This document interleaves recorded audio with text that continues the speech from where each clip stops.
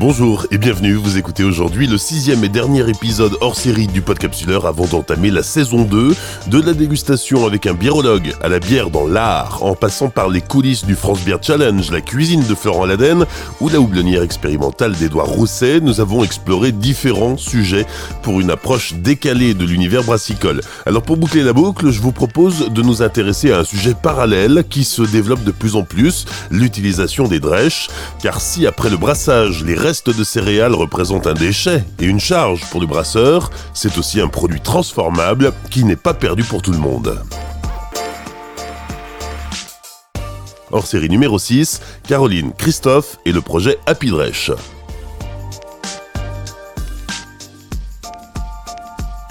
Caroline et Christophe, c'est avant tout une rencontre insolite. Ils sont collègues de travail au Conseil régional des Hauts-de-France. Ils sont simplement venus se présenter un soir dans un bar. Nous avons échangé brièvement et tout de suite, l'idée de parler de leur aventure à travers un podcast s'est imposée. D'abord parce qu'ils ont un parcours atypique. Ensuite, parce qu'ils ont un grand cœur, et enfin, parce qu'à l'instar d'autres drêcheurs, ils ont l'ambition de transformer le déchet du brasseur, alors pas en or, mais presque. Caroline et moi, on travaille ensemble depuis 8 ans à la région de France. On aide des porteurs de projets à monter des coopérations sur toute l'Europe, sur des thématiques telles que la lutte contre le gaspillage alimentaire, l'utilisation rationnelle des ressources et matières premières. Donc on baigne dans cet environnement-là, et à force d'aider les autres à monter des projets, on a eu envie de monter nous-mêmes notre propre projet qui aurait un impact positif sur notre territoire, très localement. Et on a décidé pour cela de poser un temps partiel pour se consacrer à un projet. 15 jours plus tard, on faisait une super rencontre avec un brasseur à Lille, la brasserie Lille, et le brasseur nous a fait une visite VIP de sa brasserie. Il nous a expliqué l'élaboration, la fabrication de la bière, et première étape, l'empâtage. Il nous a expliqué qu'il récupère le mou, et on lui dit mais et tout ce qui reste là, cette orge maltée, vous en faites quoi? Et là il change, il devient sérieux, il nous dit c'est vraiment un problème. En milieu rural, il n'y a pas de souci. Cette drèche de brasserie, donc cette orge, est réutilisée pour nourrir le bétail.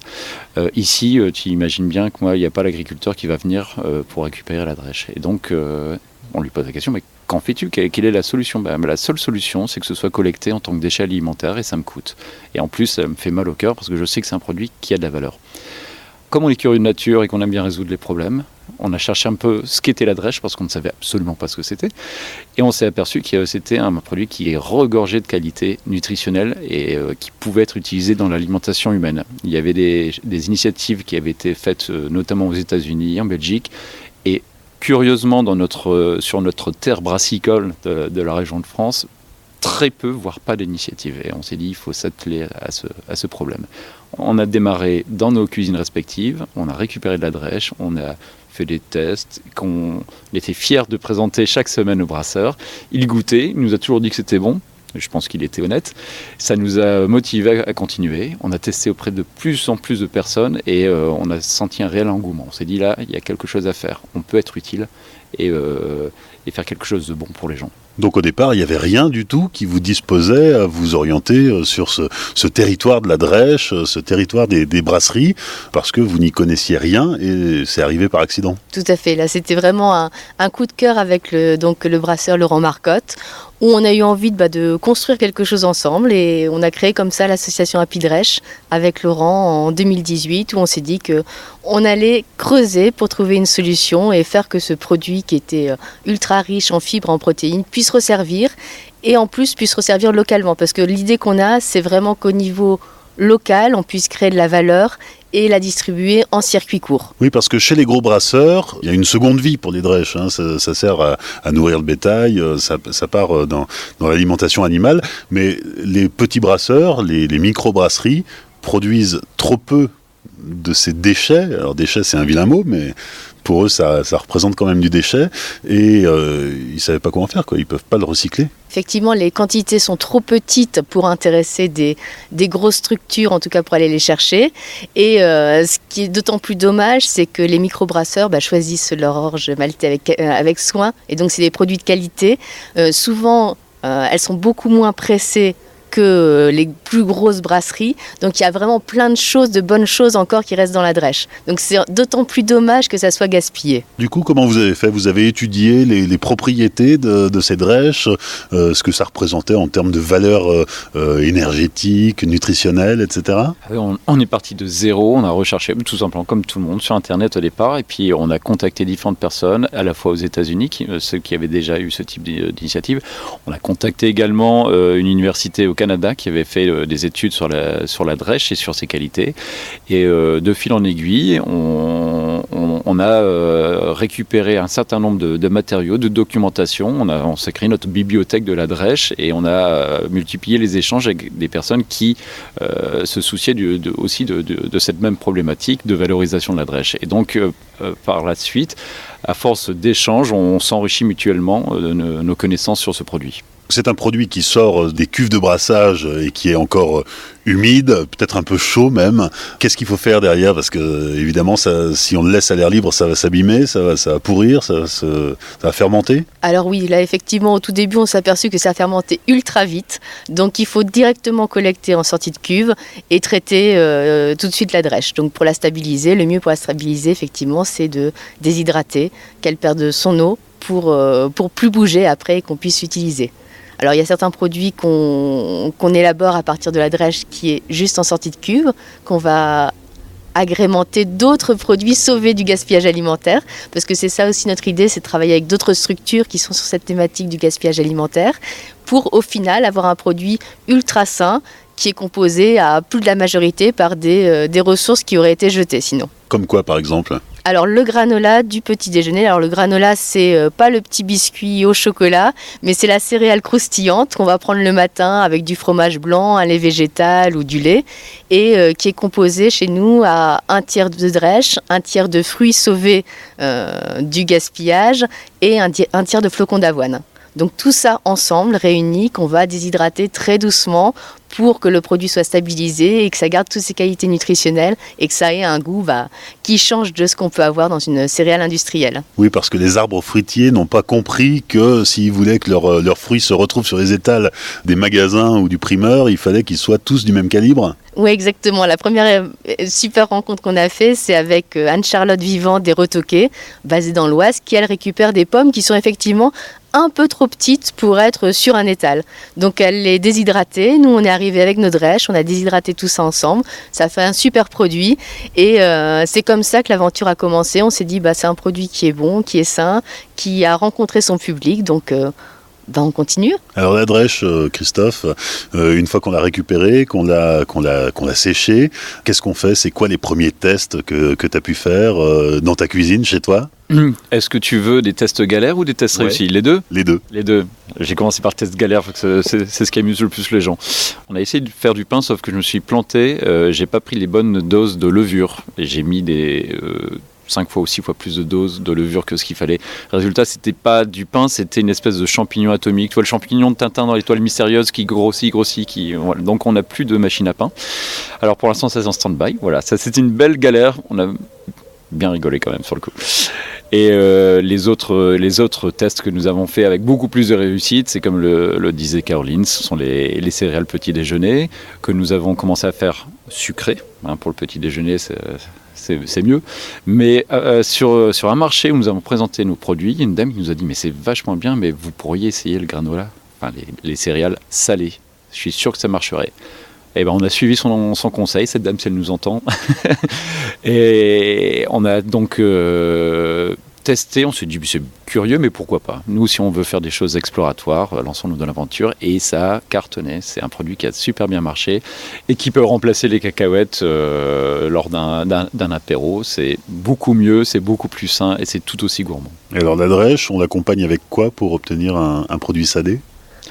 Eh bien, on l'accompagne. Nous, on a 2 recettes, mais pour l'instant, elles vont encore se développer. On a un produit pomme, oignon, piment d'Espelette qui marche super bien. Et on a également une autre recette, pomme, oignon, curry, cacahuète. 2 saveurs assez distinctes. L'une beaucoup plus forte, beaucoup plus relevée, et l'autre beaucoup plus douce. Il y en a pour tous les goûts. Et on ne compte pas s'arrêter là. Et alors ça, c'est en utilisant de la drèche concassée comme elle sort de la cuve de brassage, c'est-à-dire qu'on ne la retravaille pas derrière, mais on peut aussi la moudre pour en faire de la farine. Oui, tout à fait. C'est aussi l'idée, c'est déshydrater la drèche et ensuite la moudre. Alors au début, les tests qu'on a fait, c'était avec nos robots mixeurs, mais ça chauffe la drèche, donc ça va casser un peu les protéines, ce qui n'est pas terrible. Donc on va faire des tests avec un vrai moulin pour que ça puisse moudre la drèche correctement et faire une belle farine. Et là, on peut l'incorporer dans toutes les préparations culinaires. Quand on remplace 10% de farine classique par de la farine de drèche, on augmente les fibres de 50% et les protéines de 50%. Donc dans l'alimentation d'aujourd'hui, qui manque quand même cruellement de fibres, c'est vraiment une plus-value qu'on peut apporter et qui est à disposition. Il faut juste aller la chercher, la déshydrater, enfin juste. Il faut aller la chercher, la déshydrater, mais en tout cas, pour avoir l'apport de fibres qui est nécessaire pour l'alimentation, il y a des moyens de trouver, autre que prendre des compléments alimentaires. Aujourd'hui, on parle d'Apidrèche, mais il y a d'autres structures qui existent en France et qui font un peu le même boulot que vous, qui transforment ces drèches en produits comestibles, en produits alimentaires, mais c'est finalement très nouveau. Pourquoi est-ce qu'on n'y a pas pensé avant ? Pour des contraintes, je pense, techniques, c'est un produit qui est assez instable et qu'il faut récupérer dès sa sortie de cuve, ou sinon il peut se dégrader assez rapidement. Donc on ne va pas dire que c'est très très simple, il faut vraiment être très réactif, très souple. Nous, on connaît le planning des brasseurs, on arrive vraiment au moment où ils vident leur cuve matière pour pouvoir récupérer cette drèche directement. C'est pour ça que d'ailleurs ce n'est pas un déchet, ça deviendrait un déchet si on le récupérait dans une poubelle. Or là, ça sort vraiment, c'est le coproduit de la bière. Oui, si on ne s'y est pas attelé jusqu'à présent, c'est également parce que le phénomène des microbrasseries en milieu urbain est assez récent. Et le problème est vraiment pour ces microbrasseries en centre-ville où les agriculteurs ne peuvent pas venir pour des raisons de distance, pour des raisons d'accessibilité aux brasseries. Et elles ne vont pas se déplacer pour les faibles quantités ça sera pas suffisant pour être viable pour elles. Donc c'est la raison pour laquelle aujourd'hui, il y a encore trop peu d'initiatives qui existent sur le sujet. Mais maintenant, on a bien conscience que, au vu du nombre de brasseries qui ouvrent tous les jours en France et spécifiquement justement dans les centres-villes ou des bars qui en centre-ville produisent leur propre bière, c'est un phénomène, c'est un problème qui va aller vraiment croissant. Et donc, si on ne s'y attelle pas maintenant, ça va prendre des proportions assez monstrueuses. Oui, parce que vous savez ce qu'ils en faisaient, ces micro-brasseurs, ces brasseurs urbains de leur drèche, ça partait à la poubelle, quoi. Oui, c'est ça, ils n'ont pas le choix. En fait, il n'y a pas de solution proposée par les collectivités pour avoir un système de ramassage, on va dire, séparé. Donc, c'est pour les petits volumes qu'il y a, c'est la poubelle classique. Donc, c'est ensuite incinéré ou enfoui. Est-ce qu'il y aurait une autre utilité de la drèche ? Est-ce qu'on peut, en faire des granulés pour du chauffage au poêle dans sa maison ou des engrais pour son jardin ? Mais c'est un produit magique, effectivement. Nous, on s'est attaqué à l'alimentation humaine au vu des qualités nutritionnelles que nous avons découvertes. Mais on peut en faire beaucoup de choses, et je pense notamment à un ébéniste, Franck Grossel, un ébéniste basé à Saint-Quentin, qui a monté Instead Furniture et qui fait du mobilier à base de drèche, des tabourets, des sous-bocs, et c'est fantastique ce qu'il fait. Il a un design incroyable, il réussit à presser des drèches, mais le matériau c'est 98% de drèche et 2% uniquement de colle. C'est quelque chose de fantastique. Donc c'est un autre exemple de valorisation réussie de la drèche. On a parlé des valeurs nutritionnelles de la drèche parce qu'on va rester dans le secteur alimentaire. C'est bon pour la santé ? Ah oui, complètement. Donc c'est surtout un apport de fibres, de protéines. Donc ça permet effectivement de compléter, on va dire, l'alimentation qu'on a aujourd'hui, qui de temps en temps manque un peu de fibres. En tout cas, c'est toutes les études qui indiquent qu'il y a ce manque dans l'alimentation actuelle. Qu'est-ce qui nous reste à découvrir avec la drèche ? Quels sont les points que vous n'avez pas encore creusés et sur lesquels vous aimeriez travailler ? Alors nous, c'est surtout au niveau de la logistique, on va dire la collecte et de la transformation, parce que pour l'instant, on a nos petits seaux alimentaires et on va dire qu'on prend 60 kilos au maximum. C'est pas avec 60 kilos qu'on va arriver à changer la donne.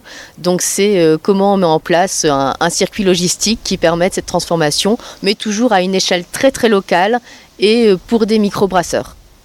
Et quand on récupère 60 kilos, il faut combien de temps pour les transformer et pour avoir un produit fini ? Il faut compter 3 jours. Donc 60 kilos, c'est un petit brassin, il faut récupérer régulièrement, il faut faire tourner les fours à déshydratation pour pouvoir sécuriser la matière première finalement, et ensuite la cuisiner, la transformer. Voilà, c'est ça. Donc il faut déjà plus de 2 bras. Et je pense qu'effectivement, en étant un peu plus nombreux, avec un équipement conséquent, on peut arriver à... en tout cas, à apporter notre contribution pour diminuer le gaspillage des ressources.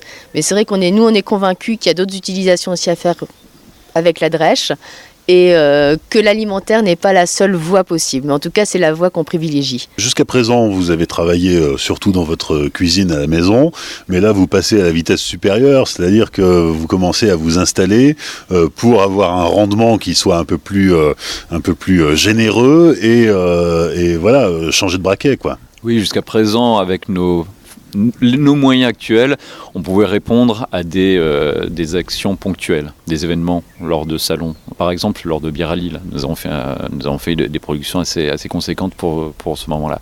Maintenant, quand il s'agissait de faire des productions régulières, c'était beaucoup plus difficile. Comme l'a dit Caroline, avec nos petits bras. Heureusement que nous sommes passionnés parce qu'on y passe beaucoup de temps et qu'on ne compte pas le coût homme. On peut faire des améliorations sur le process de production et comme tu l'as dit, on va maintenant pouvoir le faire et ça on en est ravis, c'est tout récent. On vient de récupérer tout un équipement qui nous manquait, four déshydrateur, ensècheuse, doseuse, des plans de travail professionnels. Ça c'est quelque chose qu'il a fallu aussi... cet équipement, il a fallu lui trouver un endroit et on est ravis également maintenant d'avoir trouvé une cuisine que nous partageons avec Juan Ortiz de la Tienda qui est un traiteur cuisinier, qui a un bike food. Voilà, il est avec son vélo et il fait de la cuisine à divers endroits, notamment devant la Maison de l'économie sociale et solidaire à Lille ou Euratechnologie également. Voilà, et ça, c'est aussi une très belle aventure qui commence et je suis sûr qu'avec lui, on va pouvoir encore enrichir nos recettes et découvrir, explorer encore d'autres voies. Un cuisinier qui a l'habitude quand même de tester des choses, d'innover, quand il vous voit arriver avec vos seaux de drèche, comment il réagit ? Oh, c'est quelqu'un d'assez stoïque, hein, donc il ne montre pas ses émotions, mais non, c'est vrai que quand on passe quelque part, on nous prend pas pour des hurluberlus, je dirais pas ça, mais c'est vrai que ce qu'on propose sort un petit peu de l'ordinaire, mais dès que les gens goûtent à nos produits, ils nous prennent beaucoup plus au sérieux par la suite. On va revenir sur votre projet, donc qui commence à prendre son envol après 2 ans de gestation, de tests, d'essais, de recettes, etc. Vous avez voulu donner à ce projet Happy Drèche trois dimensions. Une dimension environnementale, alors on l'a compris, en retraitant un déchet, ou en lui offrant une seconde vie. Ce déchet, c'est la drèche. Une dimension économique en créant un business avec cette matière première. Et puis, il y a aussi une dimension sociétale, puisque, évidemment, il faut des bras. Tu le disais, Caroline, vous n'allez pas pouvoir continuer à tout gérer à deux. Et derrière ça, il y a un vrai projet d'entreprise en mettant à contribution des personnes en situation de handicap. Oui, tout à fait. Nous, l'idée, c'est vraiment de mettre au point des recettes et de pouvoir transmettre ces recettes et les fiches techniques à des structures qui accompagnent soit des personnes en réinsertion, soit des personnes qui sont en situation de handicap, et que eux puissent produire les crackers salés, les biscuits sucrés, qui ensuite seront vendus chez les brasseurs ou dans d'autres lieux de la métropole. L'idée, c'est vraiment qu'à partir d'une ressource qui n'était pas utilisée, qu'on puisse créer de la valeur et que cette valeur puisse vraiment bénéficier à tout le monde sans laisser de côté ceux qui parfois n'ont pas accès au monde du travail, ou en tout cas moins facilement. Mais alors ça, j'allais dire que c'est la plus belle partie de votre projet finalement. Oui, en fait, vraiment c'est un trépied. Notre ambition est triple, donc tu l'as dit, environnementale, économique et sociale, et c'est quelque chose qui nous tient à cœur. Tu l'as senti, on est vraiment dans le partage de locaux, partage d'équipements, partage de recettes, et on est aussi sur le partage de la plus-value que peut apporter justement l'utilisation de ce produit. Et on en est convaincu, on est persuadé, et on veut avoir cette dimension aussi. Les trois sont tout aussi importantes, économique, environnementale et sociale. Alors le projet Apidrech est en train de prendre son envol. Vous avez d'ailleurs reçu récemment le prix de la création d'entreprise 2019 du Lions Club. Alors oui, c'est le 2e prix pour la catégorie porteur de projet. C'est effectivement une belle rencontre qu'on a faite lors d'une réunion de la ville de Lille sur l'économie circulaire. On a rencontré Jean-François Payen, qui est bénévole à Autonomie et Solidarité. On a présenté notre projet et il nous a proposé de nous parrainer pour ce prix, parce qu'il a aimé la dimension économie sociale et solidaire qu'on portait. Il avait envie que ça soit présenté à un jury qui est plus dans un business, on va dire, peut-être plus classique d'ordinaire. Et donc, on était super heureux de présenter notre projet et toute sa dimension qui était sociétale qui va avec. Alors, bien sûr, on a eu des questions sur le business model et autres.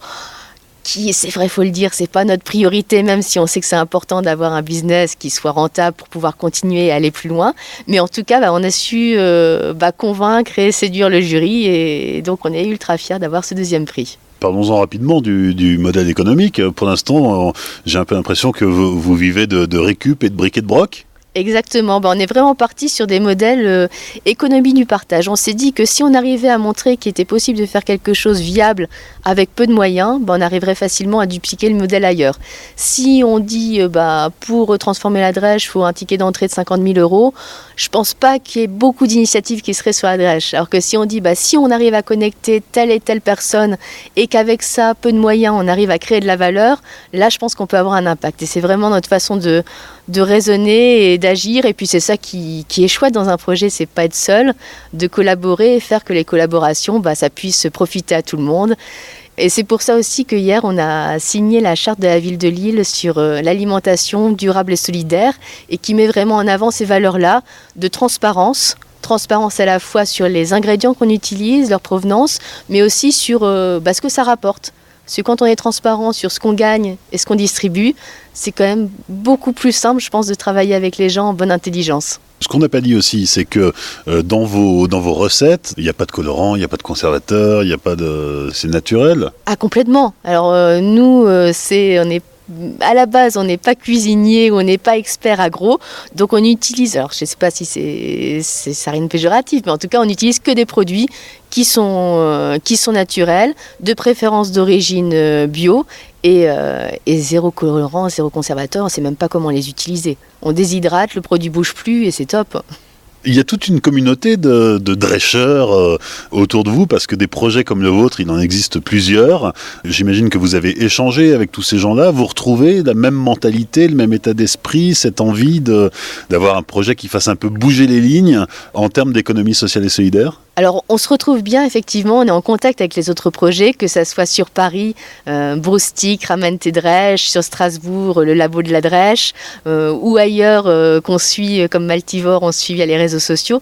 Et effectivement, on a tous cette volonté d'avoir un impact à minima environnemental. Et ensuite, on est tous convaincus que les qualités nutritionnelles de la Drèche sont vraiment intéressantes à mettre en avant et sont un plus pour l'alimentation. Et le niveau local aussi est pour tous, je pense, un élément clé. On est convaincus qu'il y a des choses à faire en circuit court et on veut tous, en tout cas, bien les faire. Je dirais aussi qu'il y a une communauté de valeurs, mais la première valeur commune, c'est la bière. Donc on commence à échanger par internet et par téléphone, mais très rapidement on se retrouve à Paris ou à Lille autour d'une bonne bière. Il y a une communauté de drêcheurs comme il y a une communauté de brasseurs artisanaux.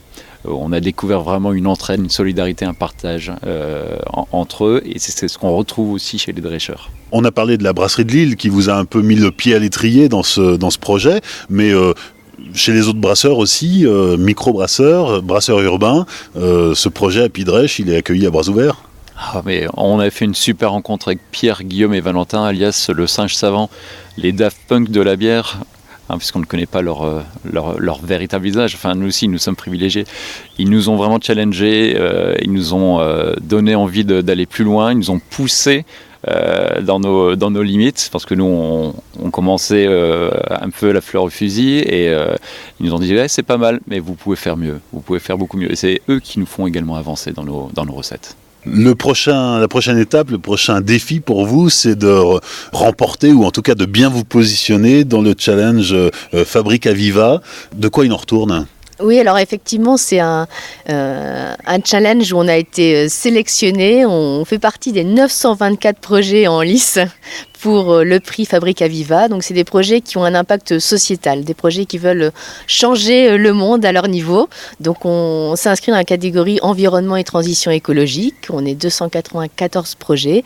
Et là, c'est au vote du public qu'on remporte le challenge. Donc on essaie de mobiliser nos réseaux, on parle, on communique sur le projet, et voilà, on espère que les 10 votes de chaque participant iront sur le projet Drèche in the City, parce que voilà, on a plein de choses à faire, encore on a plein de projets en tête, et le coup de pouce financier de la Fabrica Viva pourra vraiment nous aider à accélérer la mise en œuvre, et on serait ravis d'utiliser ce prix pour faire de la drèche, des produits à la drèche, et de créer de la valeur au niveau local. En tout cas, je vous remercie de vous être prêté au jeu de l'interview, parce que c'est très intéressant de découvrir qu'il existe une seconde vie pour ces drèches qui, pour beaucoup de brasseurs, sont encombrantes finalement, et qu'on peut leur donner une seconde vie, qu'on peut faire rentrer tout ça dans une spirale vertueuse, et finalement de transformer ce rebut qu'est la drèche en nouveau produit de consommation qui peut-être un jour deviendra un produit de consommation courante. On se posera même plus la question, on achètera des produits à base de drèche et on en consommera au quotidien ou presque, et finalement c'est génial quoi. Ah oui, non mais comme beaucoup de drêcheurs, déjà on ne considère pas ça comme un rebut, ni un résidu, ni un déchet. Ça le devient parce qu'on ne le valorise pas, mais c'est un coproduit, c'est vraiment un coproduit. Certains vont même plus loin, on a des amis qui disent que la bière est un coproduit généré par la production de drèche. Ça va très très loin. Et on n'est pas loin de le penser également. Non, mais on aime trop la bière pour ça aussi. On est persuadé qu'il y a quelque chose de vertueux à faire dans le partage autour de cette valeur qu'est la drèche. Et on aime beaucoup un Belge, on est frontalier, on aime bien beaucoup Michel de Kemeter qui a un concept, le concept de l'économie systémique, et on a une phrase qu'on apprécie énormément, c'est « les déchets des uns deviennent les ressources des autres ». On est persuadé que la drèche, autour de la drèche, on peut vraiment avoir un partage non seulement de valeur, mais un partage de plus-value auprès du plus grand nombre. Alors ça ne sera pas des 100 et des 1000, on est vraiment sur de la lucrativité limitée, mais qui puisse profiter au plus grand nombre. Et donc voilà, pour nous, la drèche, ça va devenir la ressource de tous.